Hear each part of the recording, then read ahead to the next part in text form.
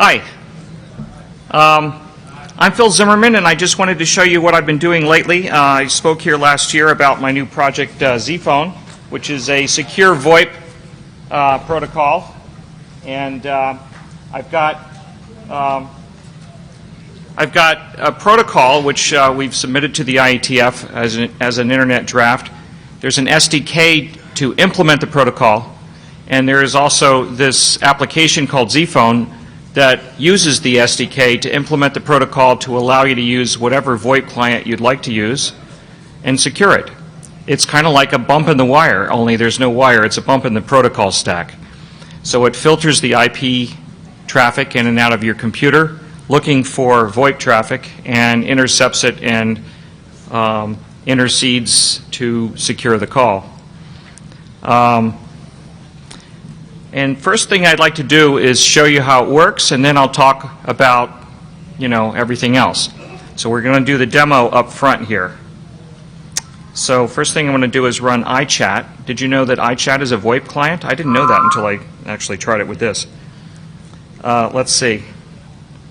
So we're going to call a friend of mine in New Mexico and see if we can get encrypted audio and video. It does both. I hope this works. Oh, it's negotiating the keys here.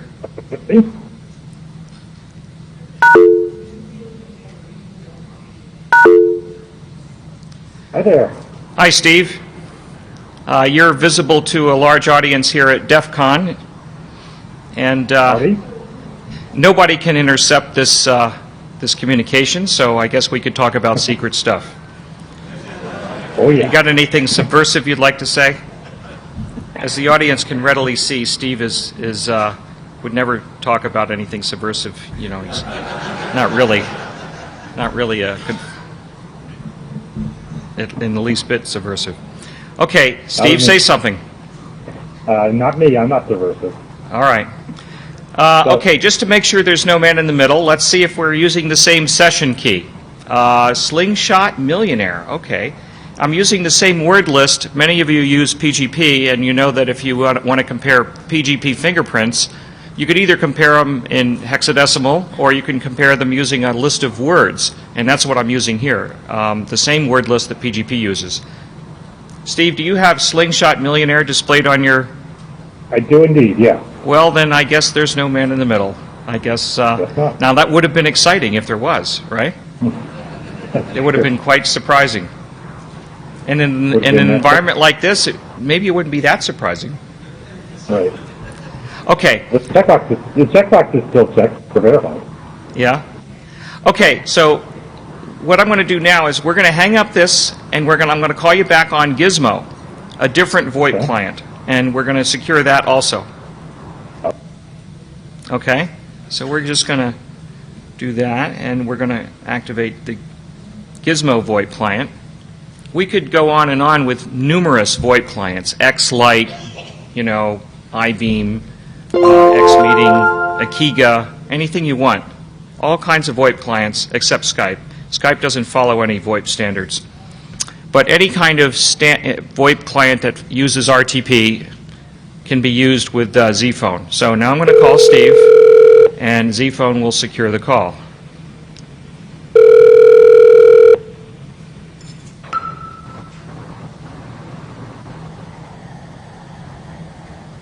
Assuming that VoIP works here. Okay. Hi, Steve. There we go, again. Oh, all right.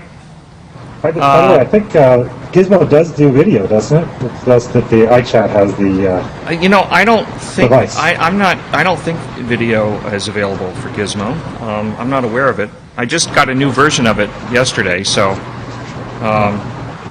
but anyway, so okay, so we don't really have to check here because we made a previous call, but the short authentication string is, what do you have on your display there? fracture recover. Okay, that's what I got here. Okay, I guess that's it. You can go. Okay, take care. All right.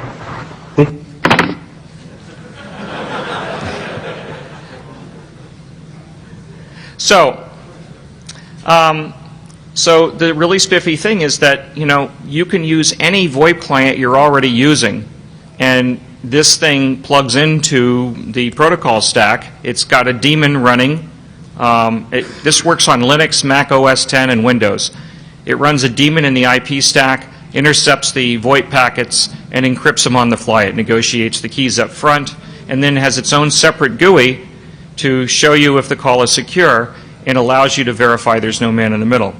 So, I should have asked for one of those radio mics so I could walk around. I like to pace nervously. Is it too late to do that? Maybe somebody could bring me one. Oh, this one's pretty firmly attached here.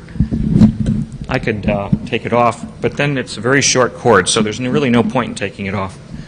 Okay.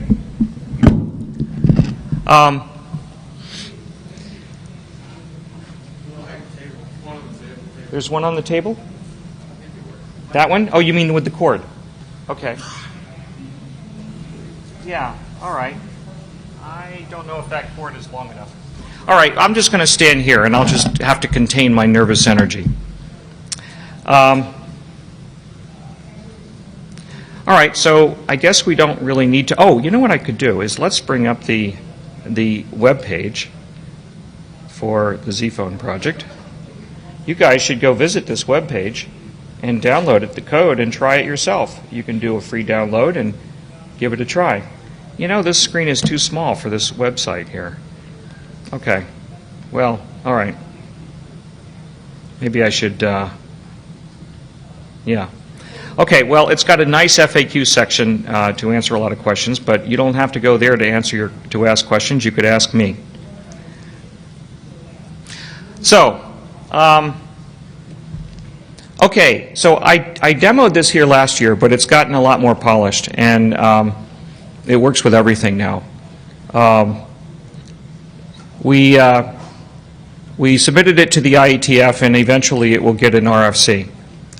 We're going to get an informational track RFC. Eventually, after that, I think that we'll get enough deployment that we can go back and ask for a standards track RFC.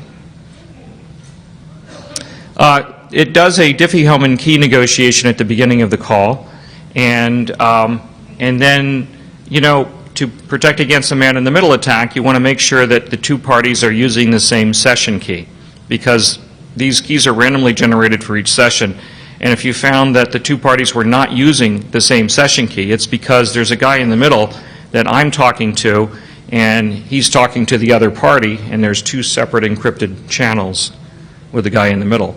And that's why we compare the short authentication string to see if it matches. So rather than try to guess what you want me to tell you, why don't I just ask you to ask me questions?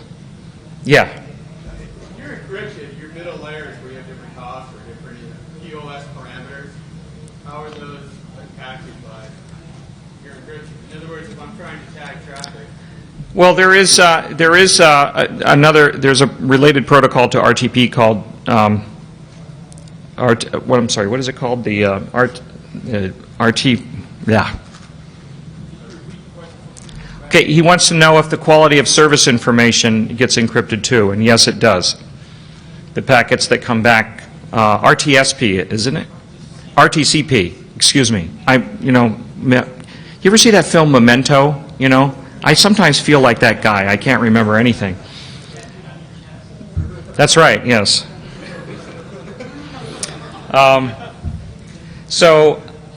Yeah, the quality of service information is also encrypted, but not the signaling. The signaling is not involved in this at all. In fact, you can use it with any kind of signaling. It doesn't just have to be SIP. It could be H323, it could be Jabber, it could be whatever your favorite signaling protocol is. Or just, peer-to-peer SIP. It doesn't even look at the signaling. It just does it entirely in the media plane. Yeah? Is there a loss of performance? There's no loss of performance. Encryption doesn't take much time. In fact, codecs take a huge amount of time. Voice compression is 100 times slower than encryption. There's a little bit of calculation at the beginning of the call to negotiate the keys, but that's over pretty quick. And if your processor's fast enough to compress your voice, it's plenty fast to do the Diffie-Hellman calculation. Yeah? Was video also encrypted? Yes, it is.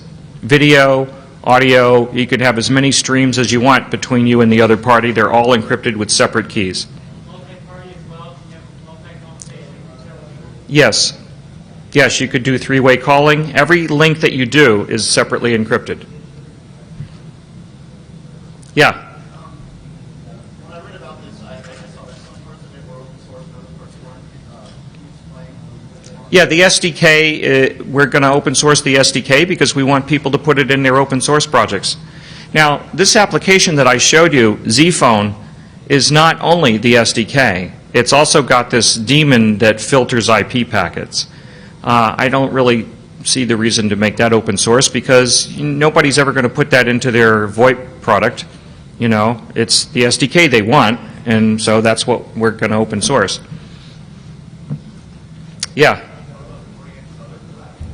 Pardon me? What about supporting the other platforms if you want to take it to, say, a mobile phone to do encrypted voice? Yeah, I would like you to take the SDK and put it in VoIP clients on all kinds of platforms.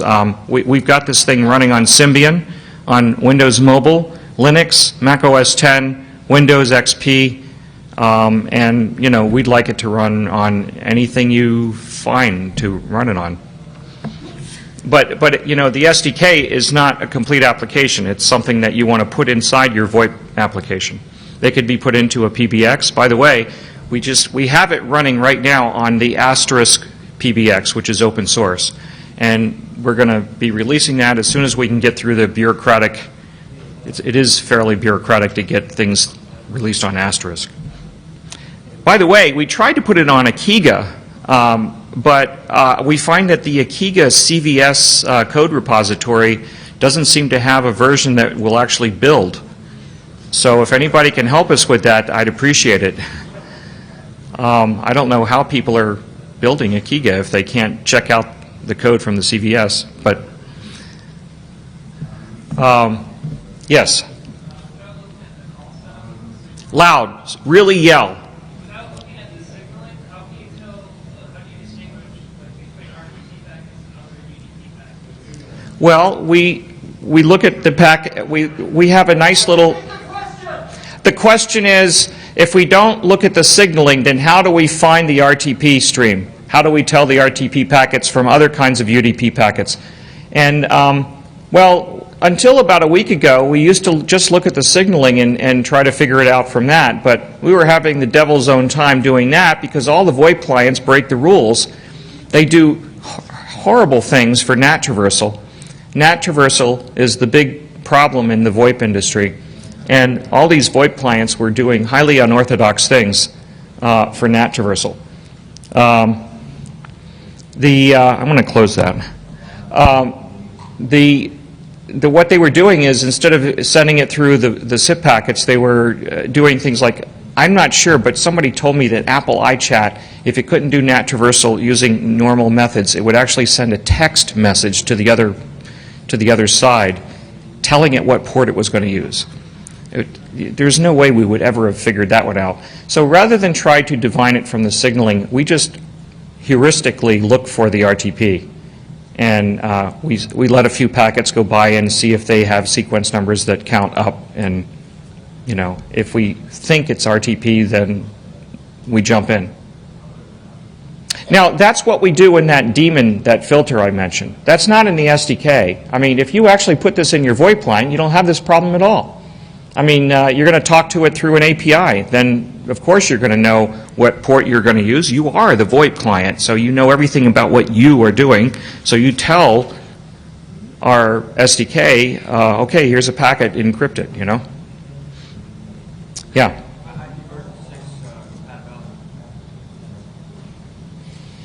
We haven't done anything with IPv6, but, you know, maybe we should. You know, we will. You know, we've just been too lazy to get to that. Yeah. Oh, yes. You mentioned it looks at the packets at the IP level. When this application meets Yes, you can make this. You can make this be an external box that can look at the traffic from multiple telephones.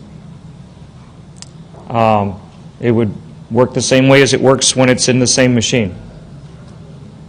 It's an IP filter. I mean, that's what Z-Phone does. Again, I think you're better off taking the SDK and sticking it in a VoIP client. You get cleaner results. You get the GUI is integrated in your VoIP client. You can. It just works better. But this is a good way to get it going with VoIP clients that don't have it. So it'll even work with hardware phones.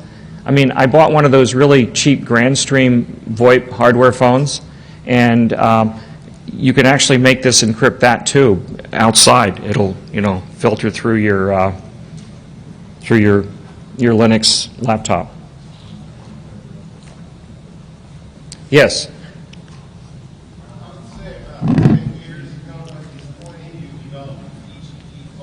That's right.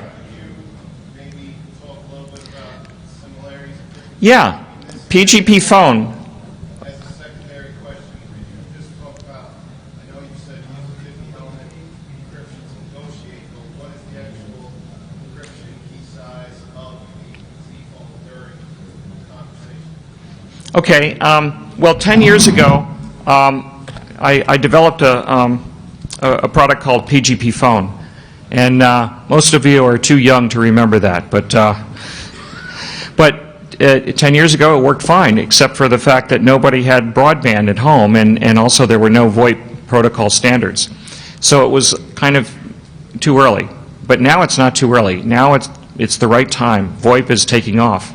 So I did something very similar to PGP phone. At that time, in 1995, I did the same kind of thing. I did a Diffie-Hellman exchange. I did hash commitment, a short authentication string. In fact, I even used the same list of words to use for the short authentication string. In fact, the list of words that we use for PGP fingerprints was originally developed for PGP phone, not for PGP. We later adapted it to PGP, and now it's being used again. The Diffie-Hellman exchange is a 3,000-bit Diffie-Hellman prime. I'm using AES 128 or AES 256. For 3,000-bit Diffie-Hellman, it's better to use AES 128 because you'd like to have the load balance between your block cipher work factor for breaking it and your public key algorithm work factor for breaking it. And so for 3,000-bit Diffie-Hellman, that matches nicely with AES 128. For AES 256, you would need to have Diffie-Hellman of size, El Mondo Grosso Diffie-Hellman keys, like 16,000 bits long, and nobody would ever want to do that. So you'd probably want to switch over to elliptic curves for that, but we don't have elliptic curves in the product yet. So we just use Diffie-Hellman 3,000 bits and AES 128 as a default. But that's fine. I mean, I don't think you really need 256-bit keys. AES 128 is out of reach of everybody and is going to continue to be out of reach of everybody.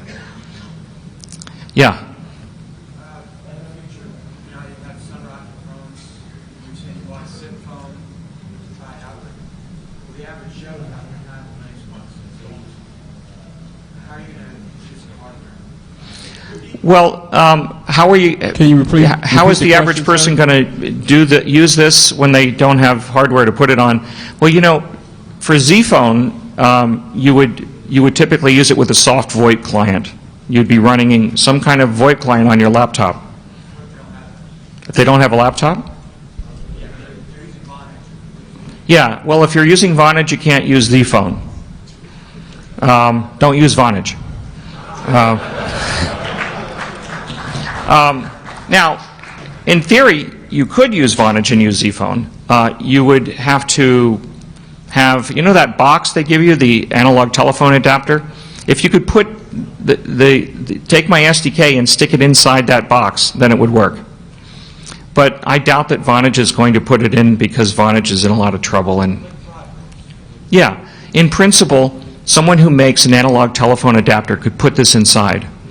And we hope that will happen. we are partnering with other companies that make hardware, desktop enterprise phones, for example. In fact, there is a company called Ripcord Networks that's making a little box about the size of a deck of playing cards, and it's got a little LCD display on it and 2 RJ45 Ethernet connectors on it.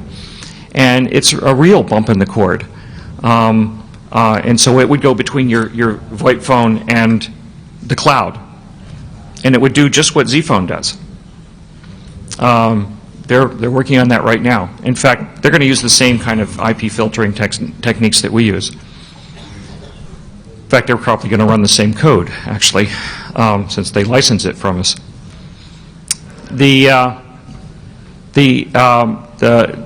If you wanted to use that with Vonage, then you would have to have the Vonage ATA, and then you would have this box from Ripcord, and then you'd have the cloud, the router, you know. Somebody back there? Yeah. How do you feel about Z-Phone being used within enterprises, or rather just CPs? No, I want it to be used in enterprises. You know, the perfect way for it to be used in enterprises is if it's in desktop enterprise phones in the firmware. But as an interim measure, they can buy these little boxes from Ripcord Networks and work with their existing phones. The other possible approach they can take is to put it in the Asterisk PBX, and then all the VoIP phones in the office could connect to the Asterisk PBX. And so the first 10 meters is not encrypted, but who cares? It's only 10 meters. Then it's encrypted from the PBX out to the cloud. That would work. I could ask you a follow-up question. How would you recommend that these enterprises kind of merge network or segregate the IP address facing your products will use from the rest of the data? Well, I would recommend that anybody using VoIP would separate their VoIP network from the rest of the Office network, just as a matter of security. You don't want your VoIP components to be attacked by hostile software running on some PC. Now, of course, not everybody's going to follow that advice. There's going to be people out there that have a single Office network that carries VoIP traffic and everything else on their network. But that's a risky thing to do because, you know, if some hostile software gets on one of your PCs, some spyware, then it can intercept all the VoIP traffic in your office before it goes out to the cloud and store it on the disk as WAV files. And then somebody on the other side of the world could use a web browser to browse through it like a TiVo player.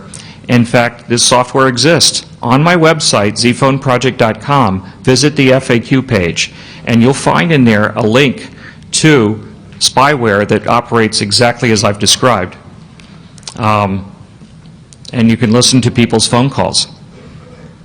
I don't know if they're real phone calls that matter. I think the people knew that they were being recorded. But that could happen. The Russian mafia could install spyware like this on one of the computers in your office and intercept all the calls in your company. Now, there's ways to stop that from happening. You could make sure that you know, don't use hubs, use switches, and that all your VoIP traffic is segregated from your general office network traffic. But you know, not everybody's going to be careful about that. So it's just a better idea to do end-to-end encryption. Yeah.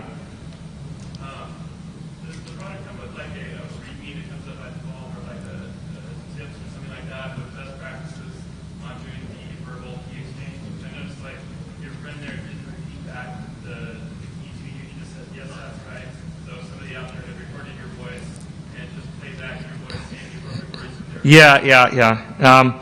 Well, yeah, he should repeat it back, but, you know, don't put too much emphasis on the voice imitation attack. You know, I call that the Rich Little attack, because it's not as easy as it looks. You know, the attacker has to know exactly when to say what he says, and he's not going to be able to predict when you're going to do the compare. You might do it at the start of the call. You might do it at the end. The other guy might do it. You might do it. You both might do it. In fact, you might even use the words in unpredictable ways. You might use them in a sentence, for example. Who knows? The attacker doesn't know what you're going to do. I know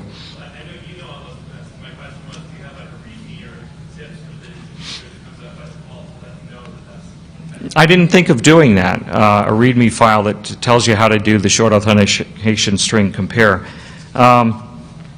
Yeah, I guess maybe somebody should write something like that. I take a fairly casual attitude toward it because I think that the attacker doesn't want to get caught. He's afraid that you'll catch him attacking. The wiretappers, by their nature, don't want you to know they're there, so they're risk averse. So I don't think they're going to try it. There's so many chances for like packet dropouts and things. I mean, with a landline connection, you know, if you hear something strange, okay, somebody's not on, but I mean, VoIP is so, you know. Yeah, well, VoIP is extremely vulnerable when compared with the public switch telephone network. That you know, that's why we have to encrypt it. We don't even have a choice. I mean, you could debate about whether the PSTN should be encrypted because maybe you're worried about government wiretapping or something like that. But for the most part, wiretapping on the PSTN is, well, there's not a lot of wiretapping on the PSTN except for the government. The government's always found it easy to do that because they have a friendly relationship with the phone companies. But, you know, other people, organized crime, for example, would find it difficult to wiretap the PSTN. They could get close to their target. They could get, you know, they could go to your office building with an alligator clip and they could open the box with thousands of wires inside and try to figure out which wire goes to your phone. They could do that, and hopefully nobody will see them doing it. But it's risky. You got to get up close, and you're probably going to get caught, or maybe not. But you certainly got to be at least in the same country.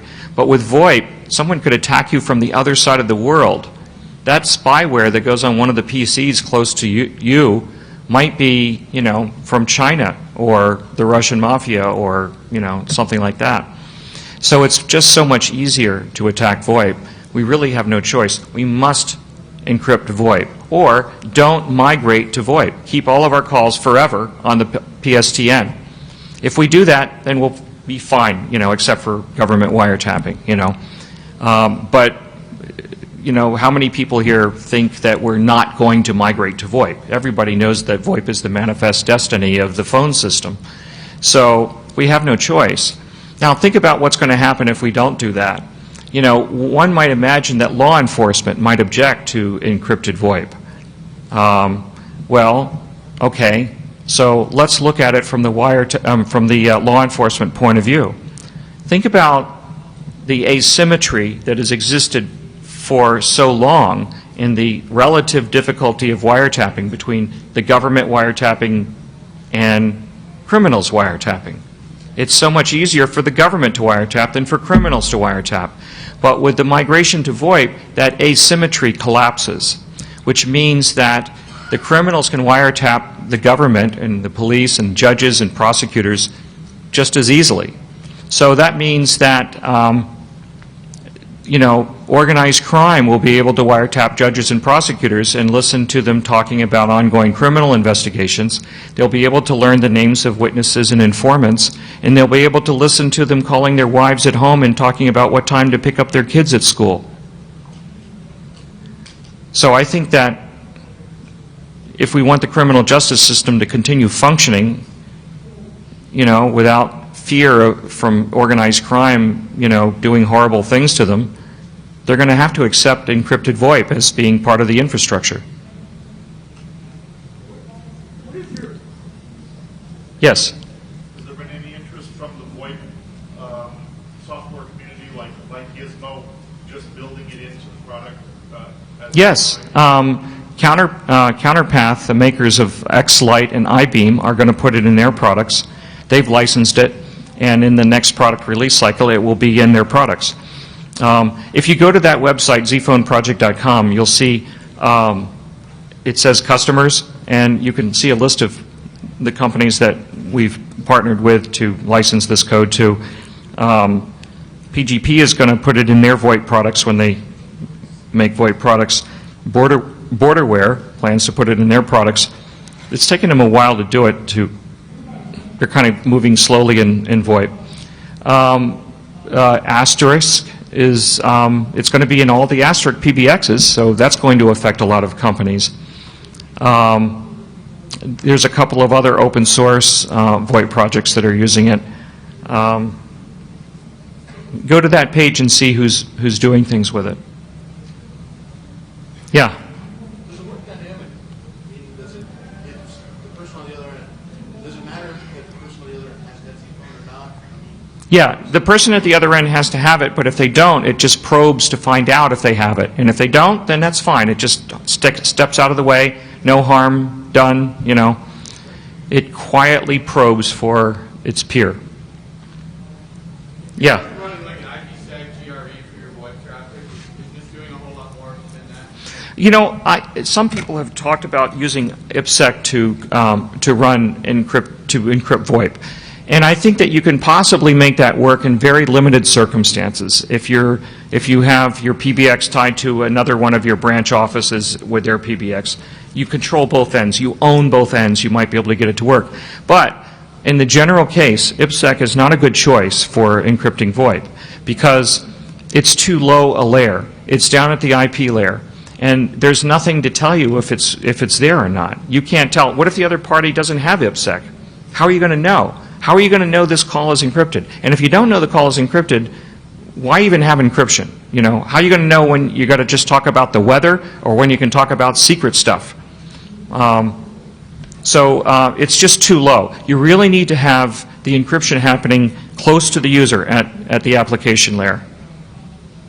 Now, this Z-Phone thing that I showed you, the Z-Phone application, has a GUI running at the application layer to talk to the user and let them see that the call is secure. But it's got this daemon running down below at the IP layer. So it's got this hybrid approach. But if you put it into if you take the SDK that we have and stick it into your VoIP client, then you're going to be entirely at the application layer. Yeah.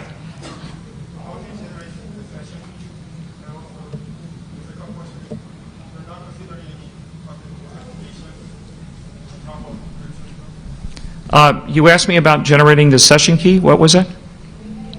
Yeah, we generate the session key. All of our key material is created at the start of the call and destroyed at the end of the call. So it's completely ephemeral. There's no public key infrastructure. There's no persistent keys. But one thing that we do is before we destroy the keys, we hash the session key material and store it in a cache, so that the next time you make a call to the same person, it does the same old Diffie-Hellman exchange you always do for every call, but it also mixes in the earlier session information, the key material that was hashed, so that if there was no man-in-the-middle attack in the earlier call, there cannot be a man-in-the-middle attack in this call. Which means that, you know, that thing about comparing the short authentication string, you don't really have to compare it on every call. In fact, you might call somebody 100 times for in a whole year and just never check the short authentication string because you're lazy, you know. But then after a year, you decide that today we're going to talk about secret stuff. We've just spent a year wasting our time talking about the weather, but today we're going to talk about secret stuff. So let's compare the short authentication string. So you compare it, it matches. That means there's no man in the middle on this call. But it also retroactively demonstrates there is no man in the middle all the way back to the first call a year ago. 100 phone calls kind of retroactively protected. They're not retroactively protected. You discover retroactively that they weren't wiretapped, which makes you feel good. It's kind of like being able to floss your teeth only on the morning you go to the dentist office instead of every day. My question is, the session key, which is the word you confirm with the other party, that key should be related to the DPI. The short authentication string that we compare is derived from the session key. It's actually derived from the Diffie-Hellman result. What was the question? I can't hear you. How do you derive that?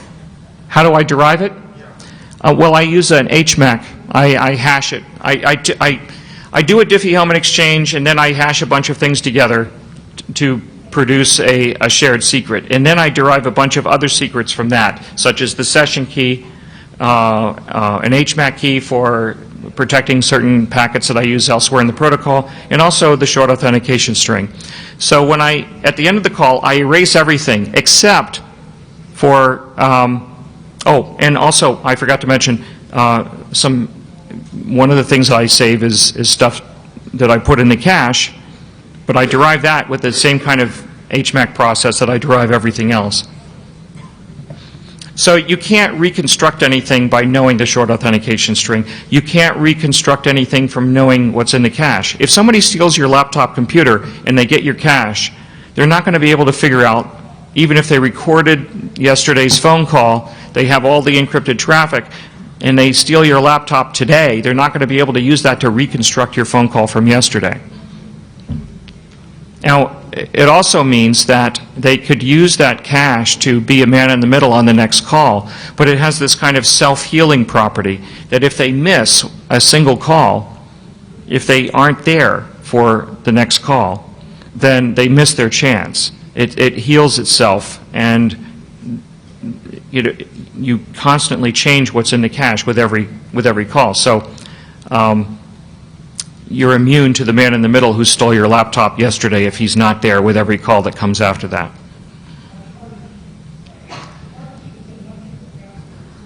Yeah?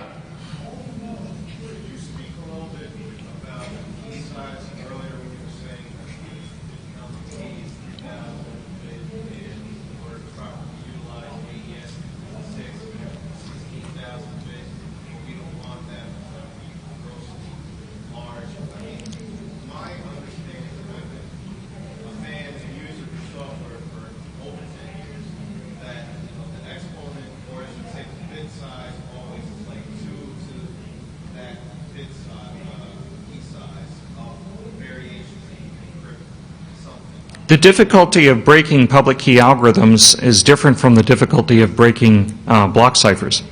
Public key algorithms are using mathematics that is not exponential in the same way that keys are for block ciphers. So a 128-bit key for a block cipher requires 2 to the 128th, well, maybe 2 to the 127th on the average of steps to try all the keys to do key exhaustion. But for RSA, Diffie-Hellman, or El-Gamal, or one of those traditional public key algorithms, you have to have much, much bigger key size, because you're not just going to do key exhaustion, you're going to try to do factoring, which is a much more complicated thing to do. And, but it also is faster than just trying all the possible keys. So they're really in different areas of mathematics, so the key sizes are quite different. Well, actually, what I was asking about is essentially, I know over 10, in 93, T203, you could have 1,204 keys, and yet here, 15 years later, practically, you only had 3,000 bits here, but at the same time, computers have gotten. Yeah. Well, right now, 128-bit block cipher keys sizes are still good. They're not going to be vulnerable to Moore's law. And Diffie-Hellman 3000 is about the same work factor as a 128-bit block cipher key. So whatever you can say about the amount of computing you have to do for that applies to the other one, even though they're very different techniques. Let's look at, let's just try to, I get a lot of email from people saying, why don't you just make the keys bigger? I'm unhappy with this key size. I really want bigger key size. And it's kind of like, it's like arguing about the size of your dick. It's got to be big. No one's happy with the size that they have. They want bigger, right? So, let me assure you that 128-bit size is plenty big, okay?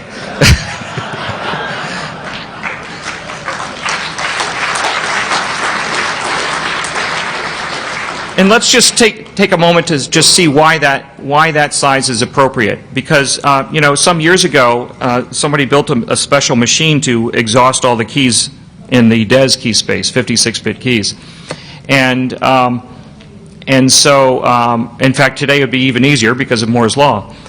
But if you look at 56-bit keys for DES versus 128-bit keys for a lot of other block ciphers that we use today, that's a difference of 72 bits. Each one of those bits doubles the work factor. Well, Moore's law doubles processing power every 18 months in its kind of simplistic form of Moore's law. And so each generation of Moore's law is worth 1 bit of key for a block cipher. So 72 generations of Moore's Law of 18 months, 72 times 18 months, that's over a century. There are no engineers anywhere in the world today who believe that Moore's Law will go on for a century. Go ask Intel engineers and they'll tell you that they're running out of steam. They're not going to be able to keep doubling processing speed every 18 months. You know, they're running into problems as these gate sizes get down to the size of atoms. There's no place left to go. And the heat is too great and all that stuff. So, you know, we're running out of steam. We're not going to have another 100 years of Moore's Law. So 128-bit keys are going to be out of reach of Moore's Law for a long time. And even quantum computers, you know, you're going to have a lot of quantum computers. And nobody has a working quantum computer that matters. Was that hand that went up going to ask about quantum computers? Okay, go ahead. Independent of the selected solution that's actually used in the perception, is there a consideration given to making it extensible so you support other methods of negotiating shared secret? For example, a pre-arranged shared secret or PGP certificates? Yeah, we have that in the protocol. We have other ways of augmenting the protocol. We do have the ability to add a prearranged shared secret, and we also have the cache shared secret that we had from earlier calls. Plus, not every application is going to have a graphical user interface with 2 human beings to compare the short authentication strings. So we added something to make it so that you can have a digital signature in the last packet that says, here's a digital signature of the short authentication string. It's sent across. But then you need a public key infrastructure, or you need the signature key backed by something else, like key continuity, the way SSH does it. And we're going to implement that. We'll do, at the very least, key continuity. I really don't like public key infrastructure. In the 1990s, many companies went out of business trying to build public key infrastructure. I don't think that public key infrastructure is the right approach for secure VoIP. I don't think it was the right approach for email, and PGP didn't really have PKI for email. It used something, well, it was a sort of public key infrastructure, but it wasn't like the centrally managed one. And I think VoIP is just not the right place to be trying to make PKI work. Yeah? Export issues with Defcon to other countries? Well, you know, the question is about export controls. Export controls have largely disappeared since 2000. That's when the U.S. government changed the law. The only residual export controls we have for software, encryption software, is the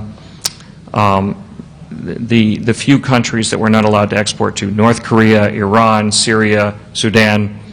You know, it's a handful of countries, and that doesn't really affect us that much. However, when you download it from my website, you have to fill in a form that says your name and your email address, and it checks your IP address, and it sends you an email confirmation message that with a URL that you click on to download it. So it does check to see if you're in one of the embargoed countries. And by doing that, it keeps me out of trouble. And I really would like to keep out of trouble. Been there, done that.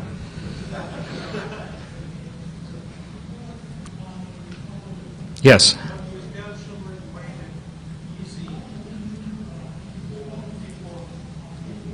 What?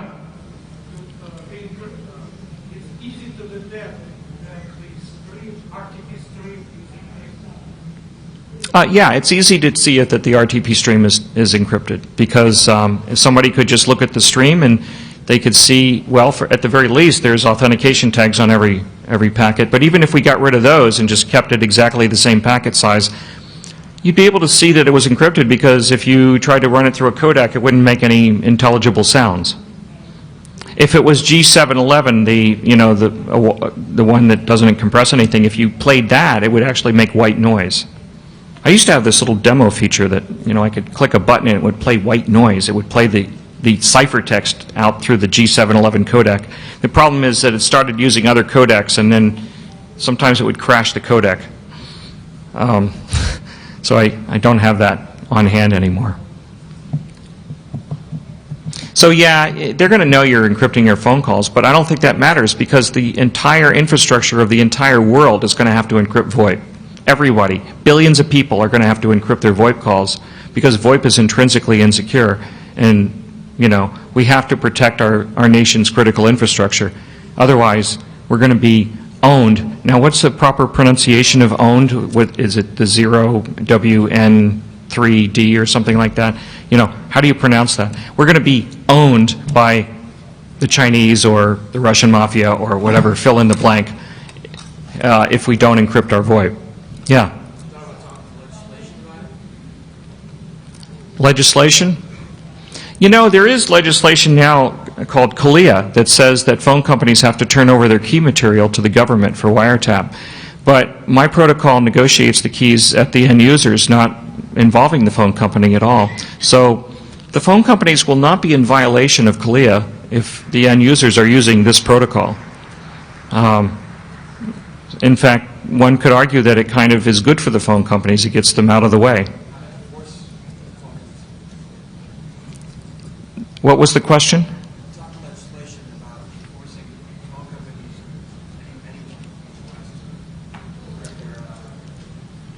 Oh, having legislation to enforce people to encrypt. And that's, well, yeah, there is a lot of legislation right now to enforce that federal agencies have to use laptop computers with full disk encryption because we keep losing laptops. Let me talk about something else about using law to prevent wiretapping. I did something very unusual in this protocol. I did something where probably a lot of you know that I really hate software patents, right? I don't know if you know that, but I do. I hate software patents, despise software patents. But I applied for a software patent here for some of the ideas used in this protocol, and I'm using it for good instead of evil. And here's the good that I'm talking about. You see, I put a feature in the protocol so that if somebody uses this protocol in a phone that provides the keys to a third party, you know, kind of like the Clipper chip. Remember the Clipper chip from the 1990s? If somebody does that, they have to declare it in one of the packets. There's a disclosure flag I defined in the protocol, and you have to set that disclosure flag if you're going to give the key away to somebody. And if you don't do that, then you're not allowed to use my patent for free. You are allowed to use my patent. Everybody can use my patent for free, unless you don't set the disclosure flag when you're giving the key to someone else. I can't stop you from giving the key to someone else. Remember, I can do that in my own products. I can make sure my products don't give up the key to someone else because I can control my own products. But remember, this is a protocol. That means anyone can implement it. You know, it's a protocol. It's not a product. So someone could take the protocol and put it in their product, and their product could, you know, act like a Clipper chip and give the key out of band to a third party. I can't stop them from doing something out of band, but what I can do is say that, look, if you do that, and there are plenty of legitimate reasons why companies might need to do that, like stockbrokers need to record your calls because they want to prevent insider trading, they want to keep their guys honest, or maybe a nuclear weapons facility has to make sure that the guy's not calling his buddies outside who are going to attack the place or something. I don't know. But there's some reasons why companies might need to do that, and that's fine with me. I don't have a problem with that at all. But if you're going to make a phone and sell it on the market and try to get people to buy it, you've got to confess that you're disclosing the key to a third party, and you've got to put that in the packet. And if you don't do that, you can't use the patent. And that's what I mean. And it's free. The patent's free, okay, otherwise. And maybe I'll still let them use it, but they have to pay me a lot of money. I don't know. Maybe I won't let them use it. But the point is they don't get a free license if they're going to do that kind of stuff. So that's what I mean by using the patents for good instead of evil. What? Or your pockets. Or what? Your pockets. My pockets? Well, they could pay me, yeah, lots of money, yeah. But, you know, it would be known.